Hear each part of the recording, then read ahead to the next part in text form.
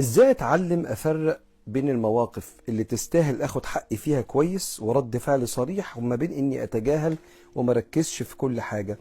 هو لا شك ان كلمة السر امتى اخد حقي وامتى اعدي في كلمة العواقب. لو كان الانفع ان انا اتجاوز، سواء انفع لقلبي انفع للعلاقة، يبقى هتجاوز.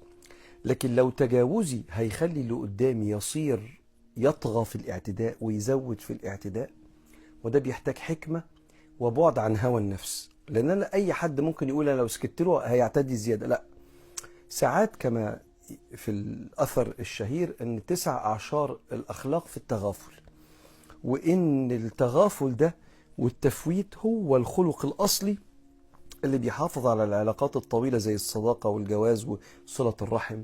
لان الانسان خطاء، وانا لو وقفت لكل واحد على كل غلط ده هو خطاء يبقى هقف له كتير قوي. فالعفو هنا والتسامح والتجاوز دي حاجة غالية جدا عند ربنا. ومن هنا اعمل وقفة لما ابقى عندي يقين ويغلب على ظني اني لو ما عملتش وقفة اللي قدامي هيفسد اكتر، واما ان هو هيزيد وانا هنفجر بعد كده، او انا مش هبقى اول ضحاياه فهيخلص معايا الاذى ده ويروح لغيري. فهنا ساعتها يبقى الوقفة بوضوح وحزم ورحمة وادب، فيهاش اعتداء بس بوقفة. فيبقى كلمة السر عواقب.